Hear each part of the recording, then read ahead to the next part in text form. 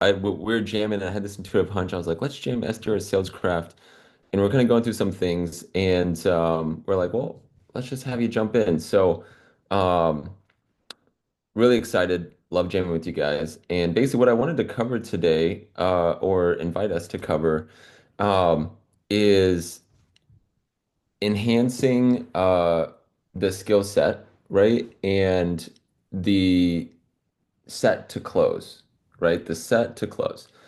And reason for that is not that necessarily anything's off base or anything, but it's really diving into the sales craft side of things. And you guys have so many epic systems in place to help drive additional sets and close deals.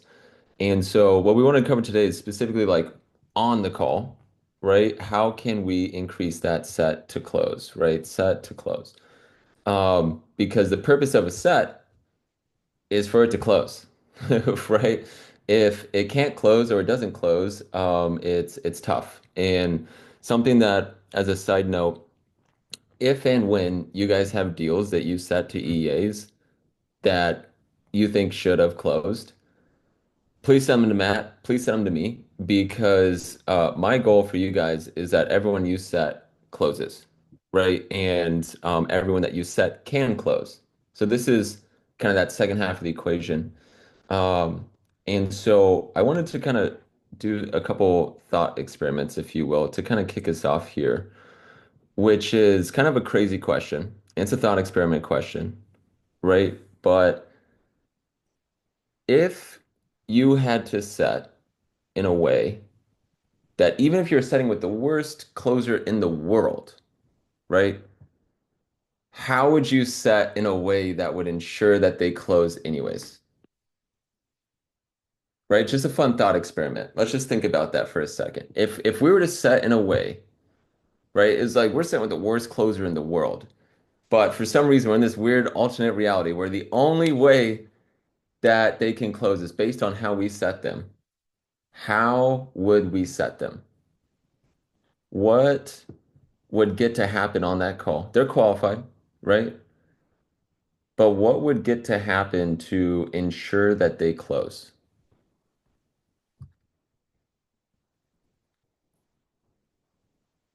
What makes up a set in a way that would almost guarantee that they close?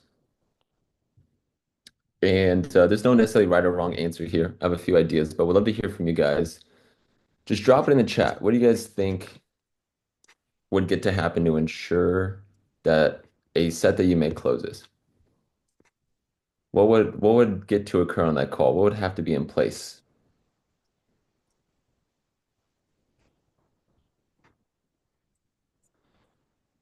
All right. Matt says great expectation setting. What says when you say they're qualified? What does that mean exactly? You are tracking, Sir Wes. You are tracking. Transfer of excitement. Get them excited about the call with the EA. Love that, Shauna. Yes. Tie down from goals to program working with us, then leaving them fully clear on what we have will work. Yes. Taking the question literally, turn the EA call into an order taking call. I don't know what kind of humor that is, Nicholas, but that is funny. And sure, now is the time. That's a great answer, Jordan. Awesome. So, inherently, to answer that question, Wes actually nailed it, which is what means that they're qualified, right? If we're on the phone with someone and we know that the purpose of setting is to close, and if we had to set in a way that would ensure that they close, well, then we'd have to ensure that they're qualified, right? You guys tracking that so far? So, in order for us to know how to set to close on a call with someone's qualified, we have to know what makes someone qualified. And there's three things. We've talked about them before. I usually cover them with the EAs, but what are the three things that shows us that someone is qualified?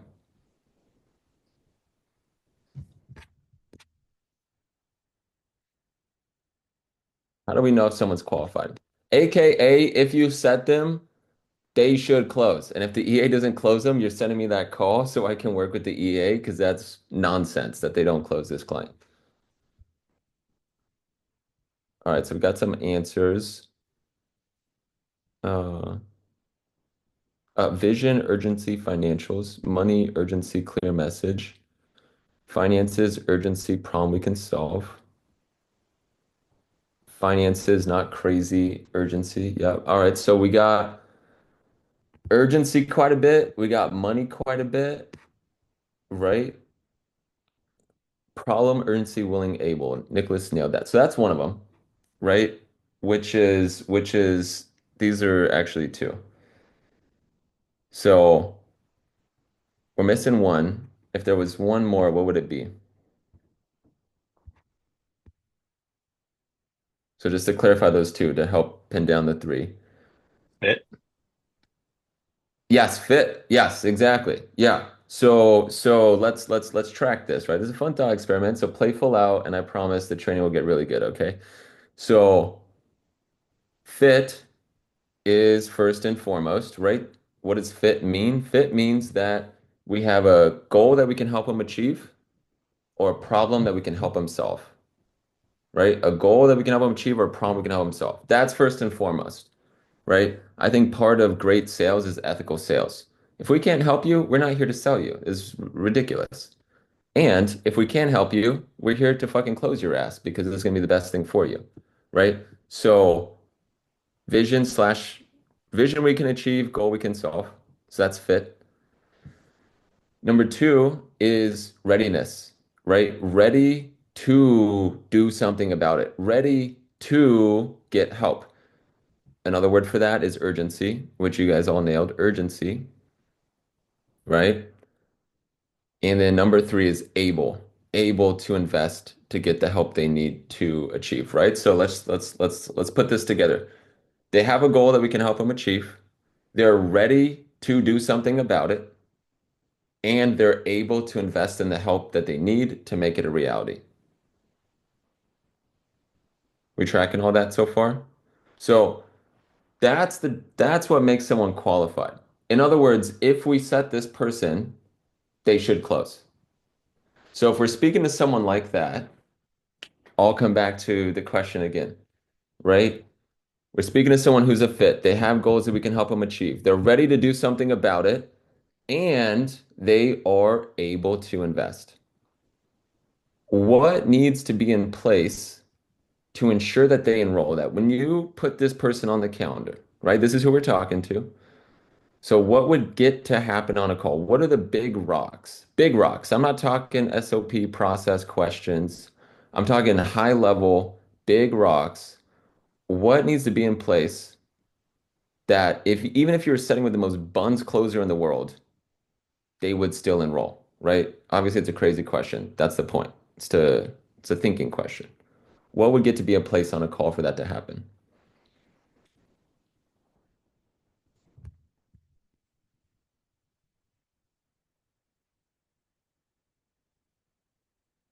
And the answer might be simpler than you think.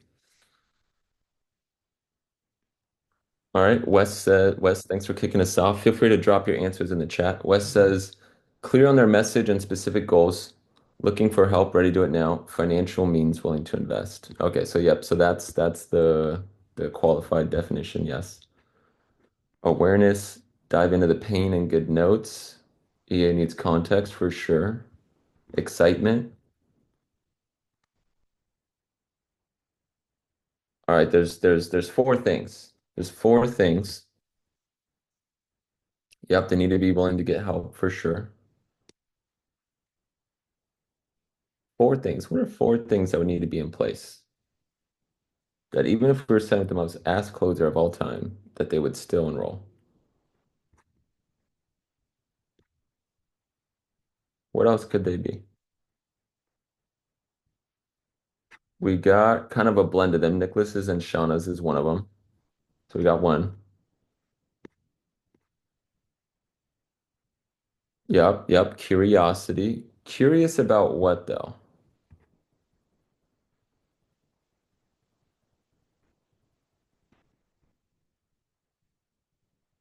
Yes. So Bradley, yes. So what's another word for vision and location? What's another word for that?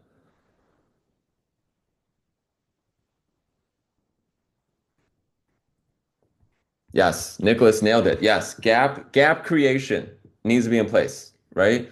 So if we're speaking to someone who missed this criteria, key thing that needs to be in place is gap. The gap drives action. No gap, no action.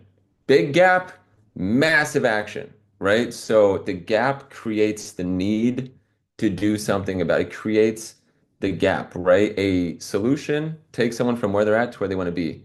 If there's no gap, there's no need for a solution, right? So gap. What's another word for pain slash COI?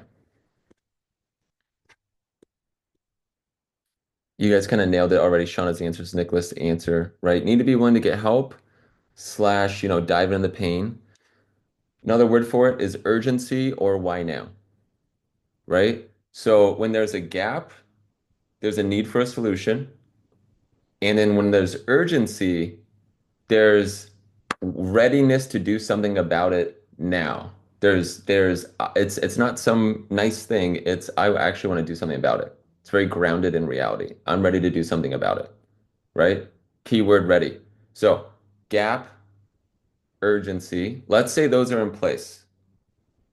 What are two other things that would need to be in place, right? Again, remember, we're setting with God, how did we even get this closer on our team? But for some reason, I can only set this call with them. How could I set them in a way that would ensure that they close? Gap, urgency. What are two other things that need to be in place to ensure they close?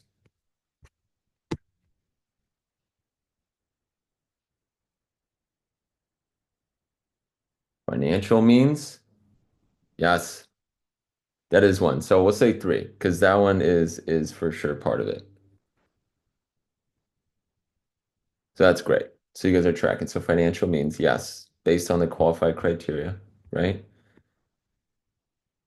What are two others, right? So we have gap, urgency, financial mean, able, right? So fit, ready, able. To really simplify these, fit, ready, able. What are two other things that need to be in place to ensure they close? And I appreciate you guys playing full out here. But it's good, right? Like it's interesting, right? What are our answers to these questions? These questions really dictate how we show up each day in our results.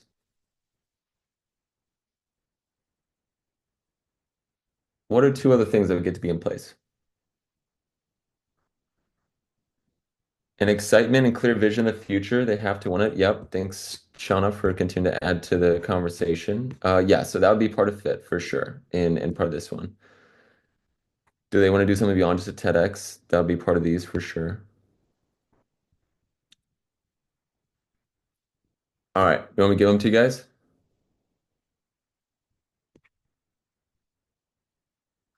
So KLT and intent. KLT and intent, right? So no like and trust factor and intent. So let's just kind of play through this as a whole, right? And I'll tie all this together, and I assure you this will be a fun one. So someone's has a goal that we can help them achieve, right? They have a vision that we can help them achieve. They are ready to do something about it now, not tomorrow, not next week, not in the future. Now, they are able to get the help that they need to make it a reality, right? And KLT says they know, like, and trust us to be the ones to help them do that, right? Think about that. If all these things are in place, but they don't know, like, and trust us, are you going to buy from someone that you don't trust?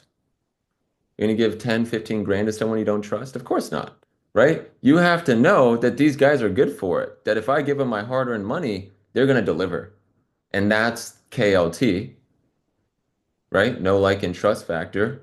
So when we have sets that don't show or don't close that could have, right? Or maybe they no show, right? It's like we can get into the specifics, but again, staying zoomed out, they need to know like and trust us. And this last one, intent. Intent to make a decision going into that call, right? Because let's just break this down. I noticed this in my journey pretty early on because I had to set and close all my own deals. And I didn't get any leads, right? I had to go and hunt them myself. And I noticed something really interesting, right? Like I would use this frame to book calls, which is like, oh, hey, like would love to learn more about you. Let's connect, right? And then I would do like the classic sleazy sales thing and like turn into a sales call and then like try and close them, right? And I'm like, that feels weird for me, first of all. Second of all, it makes it really hard to handle objections. Why? Because they're coming into the call with the intent to connect. The intent to connect. So if the intent is to connect and yet they're being made an offer, those are two different things. And so when I broke it up into two calls, I'd have a discovery call and an enrollment call. My close rate went through the roof. And the reason for that is they were going into that call with an intent to make a decision about working together or not. And I'll share with you a little story to ground this because I feel like this one's very slept on. I remember my buddy, ironically, he was a sales trainer, keyword was, and I had bumped into him in San Diego. And my friend, she was having a baby shower, and I bump into this guy, and we're catching up. He's like, "Yeah, we should connect. We should catch up." I was like, "Yeah, sure, dude. Sounds good. Let's do it." And I got on the phone with him. Maybe a week later, we're talking, we're jamming, and all of a sudden, he starts pitching me. I'm like, "What the hell?" And then I'm like resistant, right? Because I was like not ready for this. And he proceeds to try and handle my objections and hard close me. I'm like, dude, I told this guy, I said, dude, you're literally burning a bridge right now. Please stop. Like this is so uncalibrated. It's not even funny. And he kept going, which is crazy. So why though? He actually had an offer that could help me. That's the crazy part, is he actually had a good offer. But why was I so resistant? Why did it feel so off? Because of the intent. The intent was to connect, right? So I share this because if we had to set in a way where even if we were sent the worst closer, how could we increase the odds of what's in our control as SDRs to maximize the set to close? Well, these are the things that need to be in place. A clear vision, gap creation, urgency, know, like, and trust factor, and intent. Going in that call with intent. If any of these things are missing, let's just do hypotheticals. Someone doesn't have a clear vision or clear goals. How valuable is the solution going to be? Not at all. Let's say they have clear goals that they love and they're excited about, and we help them get clear on those, but they're not ready to do something about it. Oh, yeah, it sounds nice. Yeah, I'm open to talking to them. Sure, yeah, why not? Are they going to enroll? Probably not. Let's say they have a clear vision and they're ready to do something about it, but they have no fucking clue who we are. They literally opted into some random ad and they didn't even watch a webinar train. They don't even know who Taylor is. Are they going to close on that one call? Probably not, unless they were just hell bent on finding a solution and they're buying from the next person they talk to, which every now and then you do find those people, but by and large, not the best bet to make, right? So let's continue. Let's say they have a clear goal. Let's say they are ready to do something about it. They are urgent because we help them get there. And they know, like, and trust us. They love us. But there's no intent going into that call. It's very laissez-faire, hey, you can just have a good chat with them and, see if they can help you. And there's no clear intent going to the call. It's just like casual connection. It might be weird when they get an offer on that call. So you can see how these four things are really the essential to set to close. Does that make sense? Are you guys tracking that so far? So reason why I'm kind of taking us here, right? And thank you guys for playing full out, and answering the questions and stuff, is because again, if you have any sets that you're making that you feel like should have closed, please send them to Matt. Please send them to me because I don't want that to be in existence. right? Like if you set someone that's qualified, the EA gets to enroll them. Facts. Period. End of statement. Right? And on our end, what can we do to ensure that we are setting to close? We're not setting to set, we're setting to close, right? Big difference. To set to close, we have to nail these things. And something that I was jamming on with Matt is really this key piece on urgency um, and gap creation of how are we building a big gap and how are we building urgency? And what he shared is, we don't really go too much into pain. We kind of save that for the EA call. Um, and I was like, oh, maybe there's an opportunity there. Which is funny that most of you guys put urgency in your chat, right? On that piece. So my question for you guys is if you had to kind of rate yourself on these five things, right? Clear gap, urgency, able to invest or finances, no like trust factor. Little side note, what would be some examples of building no like and trust factor, ensuring that someone knows, likes, and trusts us going into an enrollment call? What would be some examples of that? Seeing the webinar and testimonials? Yep, exactly. Yeah, rapport. Yeah, so us, right? How we show up is gonna build no like trust factor. Telling Taylor's story could be an example of no like trust factor.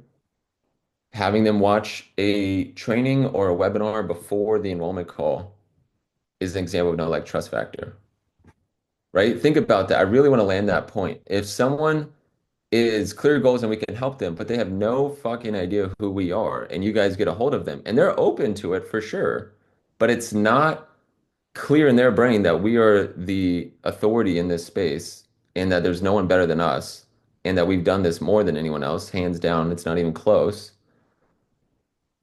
Can you see how it'd be a little hard to one call close them? Right? Because if that's not in place, then the EA gets to do that. Whether it's us or the EA, right? That no like and trust factor has to be there. No one's gonna pay 15 grand without that, even if they have clear goals, even if they are urgent, unless it's that one in 100 people I was talking about.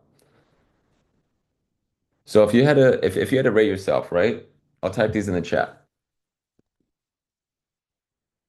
Gap creation, urgency, able, can also call that finances, KLT, and intent.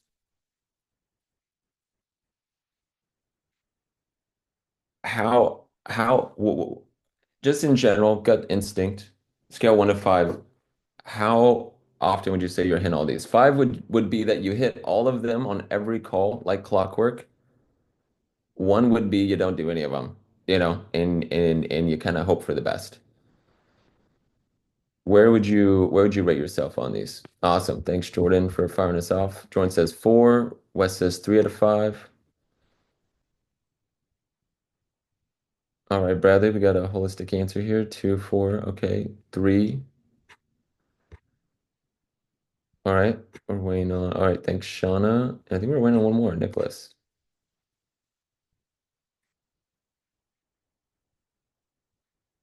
Okay. Cool, cool. All right. So this is good. This is cool. So across the board, looks like we're averaging somewhere between about 3.5, right? 3 to 4 on most. Looks like Nicholas's gap creation is strong. So that's good. So I would beg to differ that if you look at your answer to this question, you will see your show rate and you will see your close rate, right?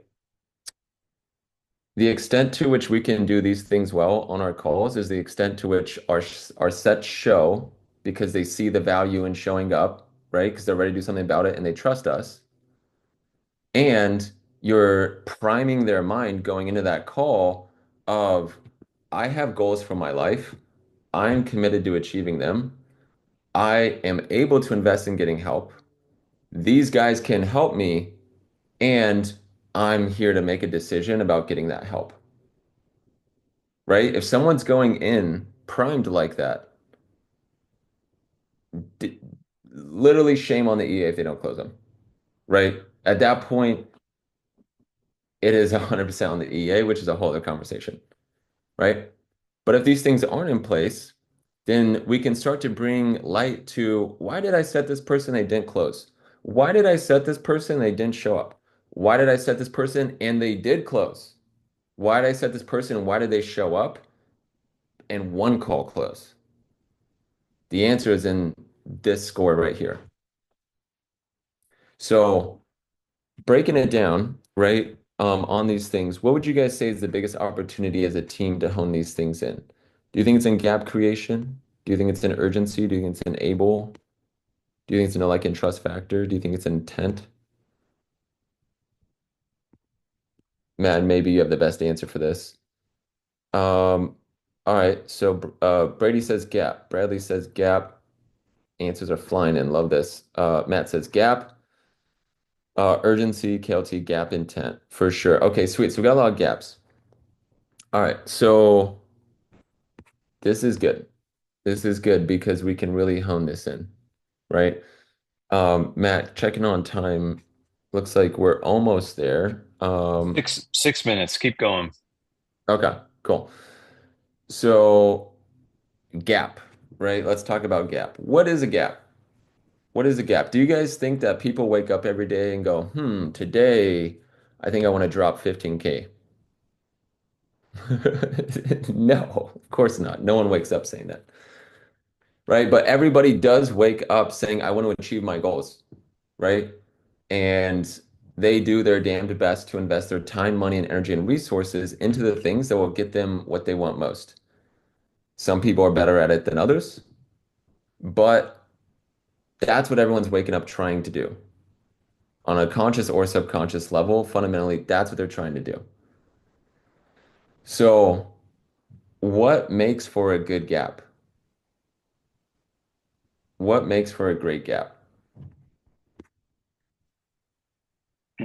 Let's say a blend of knowing exactly where you are and knowing exactly where you want to be, and being able to observe the contrast between those two things. 100%. Yes.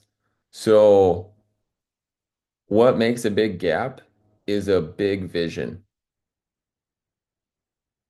If the vision is not big, there's no big gap, right? The vision essentially is how big of a vision can you create without going overboard, right? But enough to where they go, holy shit, if I show up to that call, I'm gonna get this, right?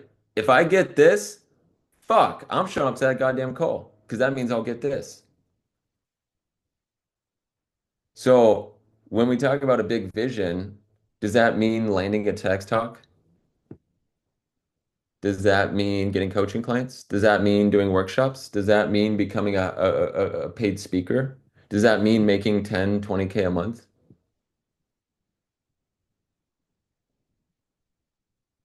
Maybe. But if you really boil it down, right, what is the purpose of becoming a paid speaker? Who cares if you're a paid speaker? Who cares if you make 10K a month? Who cares if you land a TEDx talk? The answer is they do. And we do too. But there are reasons why they want these things. No one wants a TED Talk in and of itself. No one wants 10K a month in and of itself. It might sound nice, and sure, I'd love to make that.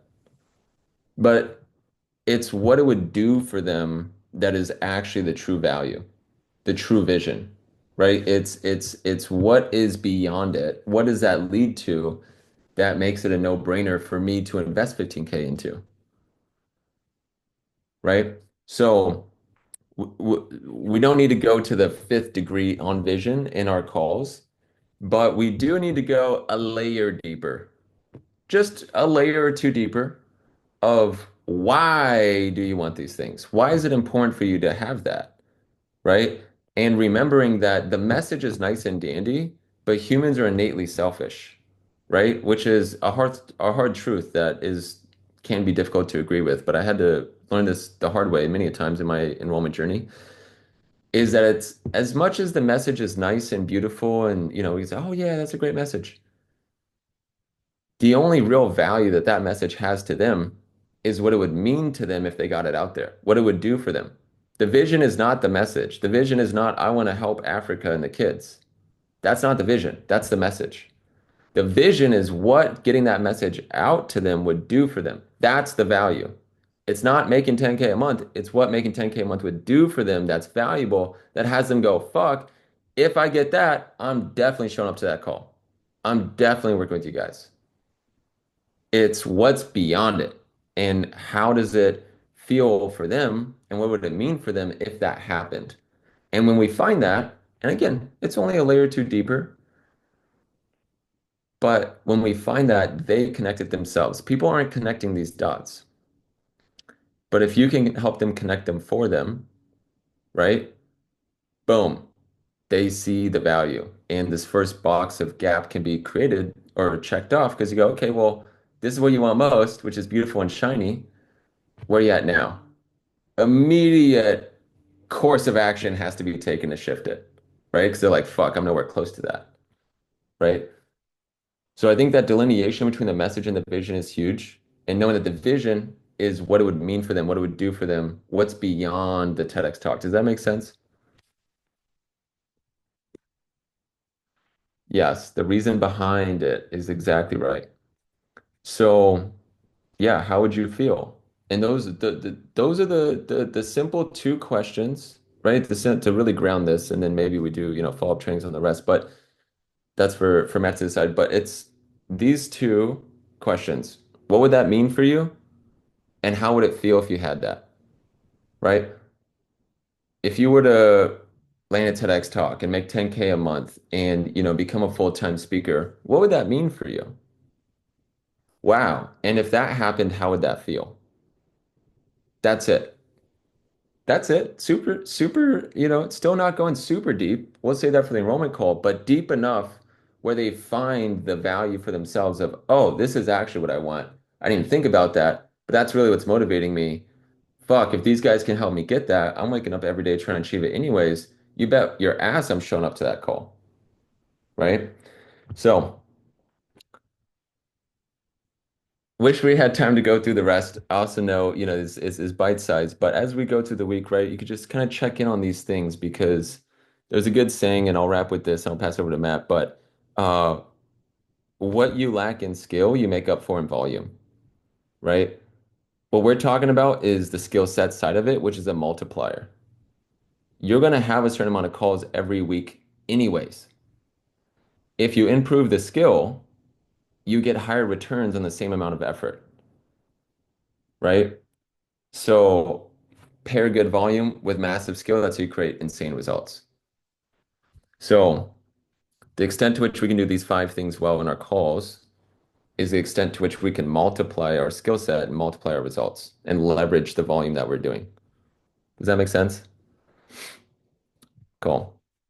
All right, Matt. I'll pass it there. Damn, this was good. This was really good. Let's do this. I actually really liked how Nicholas and Bradley both rated themselves on all five. And I think that would be really valuable for the whole team to have that somewhere a little more visible. So a little bit of homework that'll take 8 seconds for Bradley and Nicholas because they already did that. Is put that in the SDR team channel. And what would be really supportive? How can we keep this stuff top of mind in a line of sight that is quite regular for us in our roles? Just a call review, like once or twice a week from you or from the other team members, just rating these things specifically. I think the structure is great now, but until we get to like a four minimum on everybody, just like continuing to hit that drum. Sweet. Wes has been talking about overhauling the call review snippet. Do you think you could do that with these outlined in it, brother? The five things. You asking me if I could overhaul it?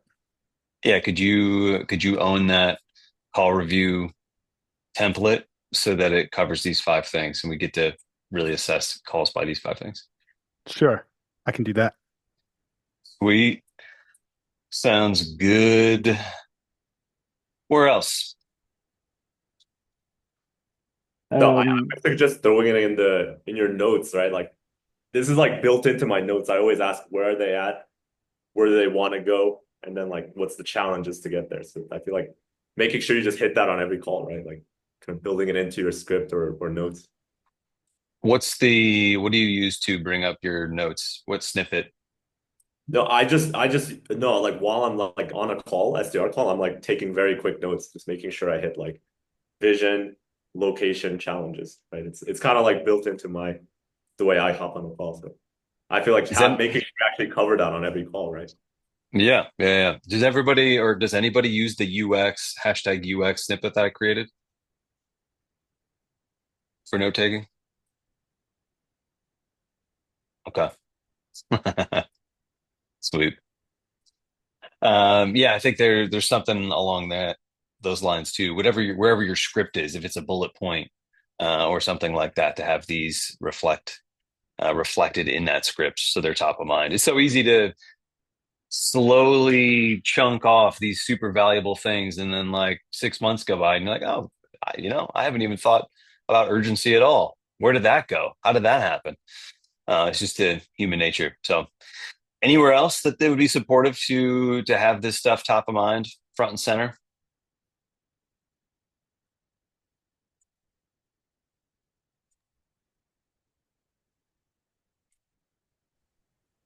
Maybe we have see if we have the ability to have Otter uh, assess calls by this stuff too. If you're already plugging that into that CPT. Sweet.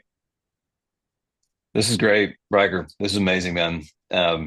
Really, really good stuff. Matt, last thing is I'm shifting because I was thinking like all these pieces are in the script besides the challenges, so I'm gonna adjust it to be vision, location, pain, and then shoot it over to you. Maybe we can jam, maybe even Riker if you want to do a group thread and just I think that would be really helpful because I'm noticing like I have all these questions that create these, but they're like not in the order that would create the gap effectively. Um, so yeah. Upgrades incoming. This is super helpful. Love this framework. Yeah, this is terrific. Awesome. Sweet. Well, glad it was valuable. And I know we didn't get to break them all down per se, but we started with Gap, which is cool. So thanks for having me, guys. Thanks for giving us your time. You're the best. Thanks, See, Thank Wrecker. you. You're the best. Appreciate that.